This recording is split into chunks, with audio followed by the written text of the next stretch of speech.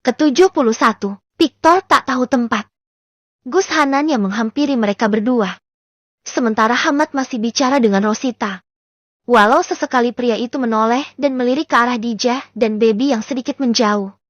Di satu sisi, Baby sedikit kecewa dengan Hamad yang mau aja ngeladenin omongan si Rosita itu. Si Ustadzah Cindy juga sedang bicara serius dengan si kepala desa. Entah apa itu. Kenapa Hamad bisa jadi berduaan dengan Rosita itu? Ada apa? Kenapa? Tanyanya sedikit cemas. Pandangan Gus Hanan tertuju pada Dijah. Sedih amat. Yang cemas Gus Hanan ke Dijah, terus siapa yang cemasin aku? Gus, kayaknya ada yang gak beres dan lebih dari yang kita bayangkan deh. Anak-anak di sini. Tangannya ada banyak luka sayatan. Seperti disengaja karena ada banyak sekali luka itu. Kami tanya, siapa yang buat luka itu? Dan mereka jawab, itu orang tua mereka yang buat. Jelas Dijah dan Baby hanya mengangguk dan menunduk. Dia merasa egois karena mendahulukan perasaannya. Seharusnya ia seperti Dijah yang memikirkan anak-anak itu, tapi kenapa di kepalanya Baby malah? Dia fokus pada si Rosita itu dan suaminya. Yang masih ia aja bicara serius. Sudahlah. Lupakan Hamad. Tak perlu dipikirkan. Toh aku juga nggak dia pikirin sekarang. Gus. Katanya mereka luka begitu kalau malam Jumat, terus dilakuin sama orang tua mereka. Dan di sebuah kolam. Jadi setiap momen itu, mereka dan semua orang tua mereka berkumpul di kolam. Lalu semua orang tua itu masuk, lalu mati lampu semua, dan mereka disuruh tidur. Pas bangun badannya sudah banyak luka, dan salah satu anak perempuannya bilang di area bawah sana sakit.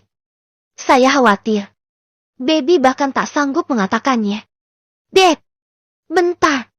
Kayaknya sebelum itu semua, mereka sudah nyilet juga deh. Sekali. Jadi mereka masukin obat. Ya Allah. Saya ungkapkan aja kecurigaan saya ya Gus. Saya gak suka bicaranya dan ini gak baik sama sekali. Tapi sepertinya ini yang terjadi di sini. Mereka seperti ikut sebuah kelompok. Entah apa itu. Jadi ada kelompok yang berkumpul setiap malam Jumat di satu daerah. Luka itu untuk masukin obat. Obat bius atau apapun itu. Dan mereka tak lama tak sadar. Ya gak tahu lagi para orang tuanya. Yang jelas semua orang tua masuk ke kolam. Dan anak kecil di luar. Mereka tidur begitu lampu dimatiin. Dan pas bangun yang lelaki sudah banyak luka. Dan yang perempuan sakit di bagian bawah. Gus, ini pelecehan seksual pada anak-anak. Jelas Dijah wajahnya pias. Baby juga sudah mulai mau move on. Ia tak mau memandang ke arah Hamad lagi. Bodoh amat. Pikirnya, mending dipikir anak-anak itu aja. Kasihan mereka. Butuh bantuan. Astagfirullah. Ya kalau begitu harus panggil polisi dong. Ucapnya cepat. Sepertinya Gus Hanan sudah menebak dan bisa paham dengan ceritanya Dijah itu. Gus. Tapi kalau pakai pendekatan seperti itu, kita nggak akan tahu siapa-siapa aja pelakunya. Terus, kalau semua orang tua mereka itu ditangkap. Lah terus yang ngebesarin mereka itu siapa? Tanya Dijah yang dilanda dilema. Baby juga sama bingungnya. Tapi ia lebih bingung karena ia merasakan sosok suaminya yang mendekat ke arahnya. Tubuhnya sudah bisa mendeteksi kedatangan pria itu.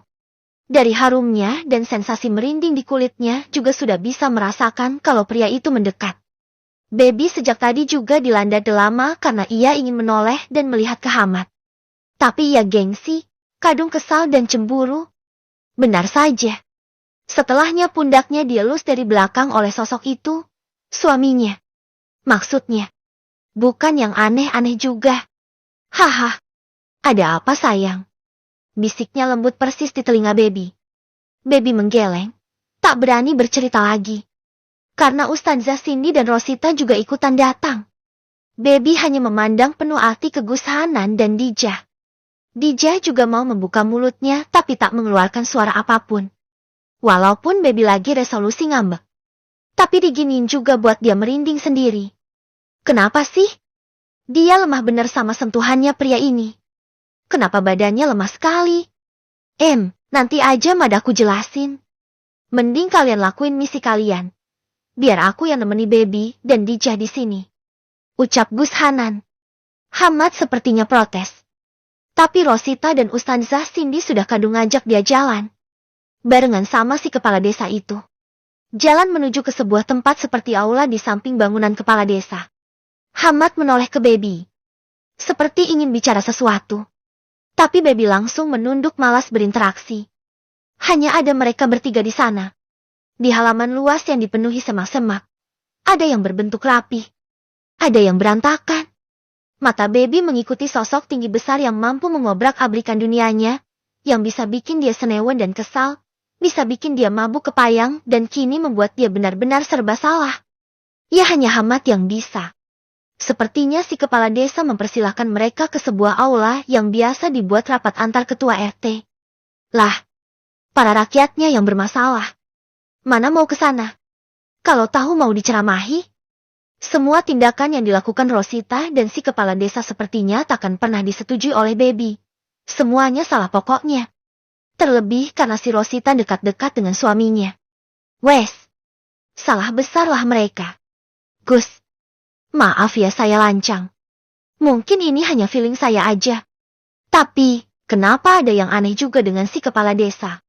Kok kayaknya kepala desanya kayaknya udah tahu deh perkara masalah di sini? Tanya Dijah menatap ke arah Baby sekarang. Bebinya lagi melamun ke arah Hamad.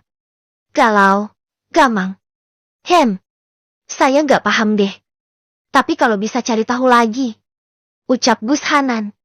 Kalau menurut kamu Beb, gimana? Tanyanya lagi. Apa? Kenapa? Apa? Ada apa ya? Dia malah ngehang dan gak paham apa yang dibicarakan. Beb, kamu kenapa sih? Tanya Dijah ikutan bingung sama kelakuan temannya. Gus, kenapa sih? Si Rosita itu kok dekat-dekatnya sama Mas Hamad Gus? Terus kenapa juga Mas Hamad gak ngelak? Walau murid. Tapi yang gak gitu juga kan? Caranya dia mandang Mas Hamad itu loh Gus. Saya jadinya ketar-ketir. Berasa banget kalau suami saya diincar perempuan lain. Dan keluh Baby kaget sendiri. Kok keceplosan dia mengeluarkan isi hatinya? Dijah dan Gus Hanan hanya diam nge-freeze. Ikutan kaget juga. Gini Beb. Kalau saya gak tahu ya gimana si Rosita atau Ustazah Cindy perasaannya bagaimana. Gak tahu. Tapi yang saya tahu. Insya Allah benar. Hamad itu sukanya sama kamu. Bukan sama yang lain. Kalau lelaki sudah suka dan sayang sama perempuan. Gak semudah itu berpaling Beb. Mau situasinya bagaimana juga. Gus Hanan tak melanjutkan kalimatnya karena kadung dipotong Baby. Gak juga. Banyak suami yang selingkuh. Atau kawin lagi karena nyaman sama perempuan lain. Yaitu juga karena si perempuan mepetin terus. Kan? Jadi banyak yang cerai karena pihak ketiga. Keluh Baby. Gus Hanan garuk-garuk kepala. Dia sepertinya galau juga. Dikasih masalah baru. Si Baby yang hatinya terluka dan cemburu ditambah masalah ini. Jadinya makin timpang tindih semua masalahnya. Gini deh. Gimana kalau kita pikirin anak-anak di sini dulu? Kan kalau urusan Hamad kamu bisa bicarakan nanti di jalan atau di rumah. Oke Beb. Tanyanya memohon agar Baby setuju. Ya kali. Di mobil juga ada Ustazah Cindy kok. Keluh Baby lagi. Manja. Ya di rumah Beb. Kan di rumahmu si Ustazah Cindy gak akan masuk juga. Ya kan? Tahu ah. Rengek Baby. Gus Hanan saling pandang ke arah Dijah. Sama-sama kaget dengan kelakuan Baby yang kayak anak kecil itu. Beb. Dijah menepuk pundak Baby pelan. Iya. Paham aku. Mulai detik ini, aku gak mau mikirin cowok namanya Hamad Buhori. Udah pikirin si anak-anak ini aja. Sebuah resolusi dari Baby. Mereka berjalan berkeliling. Khususnya ke area yang disebutkan anak tadi. Ke kebun pepaya dan ada sumur tua di sana. Ada sebuah kolam. Semacam kolam ikan yang sudah dikeringkan. Mungkin di sini lokasi yang disebutkan. Di sekeliling kolam tanpa air ini. Tak ada apapun. Hanya tanah lapang begitu saja. Apakah semua itu terjadi di sini? Di lokasi ini, tak ada rumah sama sekali. Tak ada hunian dan tak ada perumahan sama sekali. Jadi halaman kosong aja. Rumah terdekat sepertinya ya rumah anak-anak itu. Rumah Pak Rantu dan istrinya. Di sana rumah mereka. Kayaknya ya, Beb. Baby mengangguk. Lalu karena dia yang banyak berpikir, ia kehilangan momen Dijah dan Gus Hanan pergi ke rumah itu. Ia ingat kalau Dijah nanya apa mau ikut. Tapi babinya diam aja. Dan menggeleng. Saat sadar, Baby sudah sendirian di sana. Ia menyesal. Kenapa sih pikiran mengenai Mas Hamad itu menyelimutinya sebegitunya? Ia celingukan dan kini bingung. Mau kemana dia? Mau menunggu di sini? Menunggu Dijah dan Gus Hanan keluar dari rumah itu. Ia sempat melihat tadi. Sisa jilbabnya Dijah menghilang di pintu belakang rumah itu. Tapi setelahnya pintu tertutup. Mau kemana aku ini? Bisiknya dalam hati. Ia mendadak ketakutan. Malah kini pandangan Baby tertuju pada kolam itu. Kolam yang kosong dan lumayan besar itu. Ia jadi berpikir apa saja yang terjadi di kolam itu.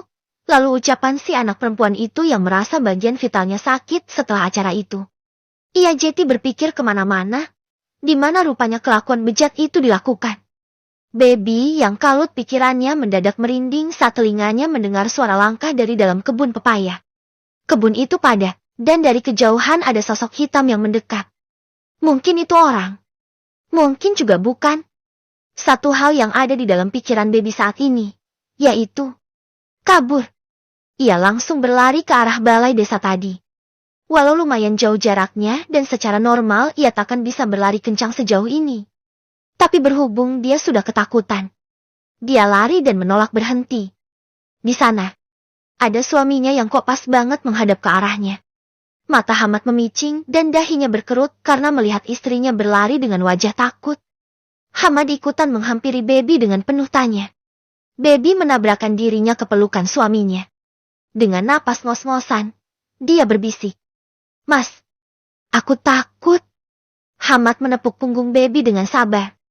Ia membiarkan istrinya itu menetralkan detak jantungnya. Napasnya juga. Menunggu sampai beberapa saat baru ia bertanya. Di mana Hanan sama Dijah? Panjang Mas, ceritanya. Keluh Baby enggan melepas pelukannya. Terlebih kini ada Ustazah Cindy dan Rosita yang ikutan keluar. Terserah deh Jeti bahan tontonan. Dia takut beneran kok. Ada apa Baby? Kok sampai ngos-ngosan? Tanya Ustazah Cindy heran dengan Baby yang seperti orang habis meresan. Hamad menoleh. Sebentar ya Ustazah. Saya tinggal sebentar. Ayo Beb. Antar ke tempat Hanan dan Dijah tadi. Mereka berdua meninggalkan dua Ustazah itu di balai desa dan menuju rumah tadi. Sepanjang jalan Baby menceritakan semuanya dan Hamad hanya berkomentar. Kok kamu baru bilang sekarang sih? Malah pergi bertigaan. Keluhnya. Lah kamu sibuk cewek-cewek itu. Gak ngegubris yang lainnya. Terus apa fungsinya ngajak aku? Kalau cuma disuruh ngeliat kamu ngobrol sama perempuan lain. Malah perempuannya centil bener lagi. Sering curi-curi pandang sama kamu. Kamunya malah ngeladenin. Ya itu namanya centil kamunya juga. Jadi orang kok centil. Ustadz lagi. Hidih. Omel Baby jadinya berubah haluan. Dari takut, kini malah mode istri galak yang cemburuan. Malah Hamad dikatain centil oleh Baby. Hamad terkekeh, mengelus kepala istrinya lembut. Aku sayangnya sama kamu doang Beb. Gak sama yang lain. Kamu cemburu itu aku juga senang kok. Berarti kamu posesif sama aku. Hih, jadi seneng ya? Kalau aku emosi sendirian. Iya.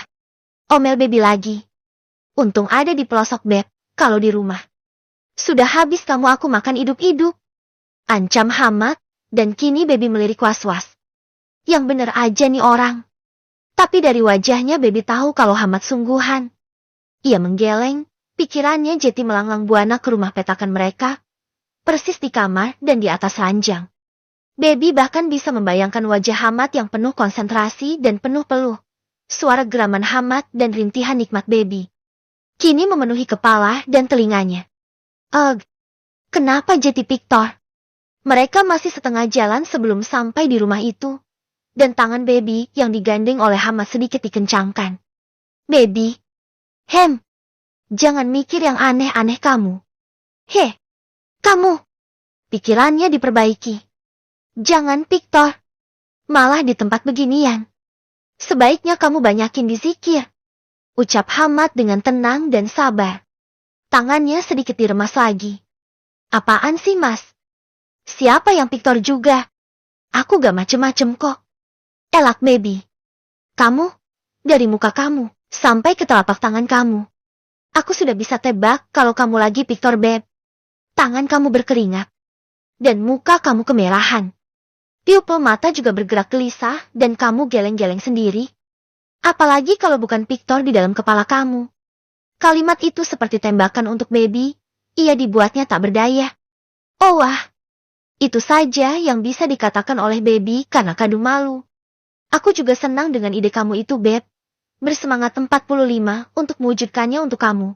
Tapi masalahnya adalah, kita di pelosok desa yang bermasalah model begini.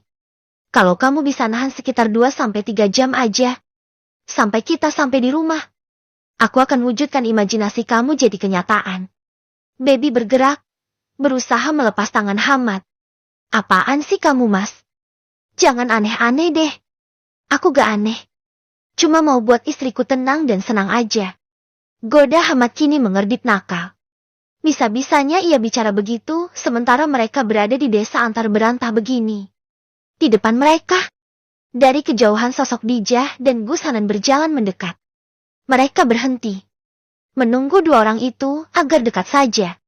Aku janji, semuanya akan sesuai dengan mimpi kamu, Beb. Elus Hamad persis di kepala Baby.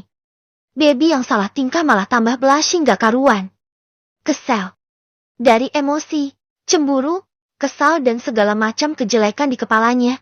Kok jadi tiba-tiba Victor? Dasar Victor tak tahu tempat.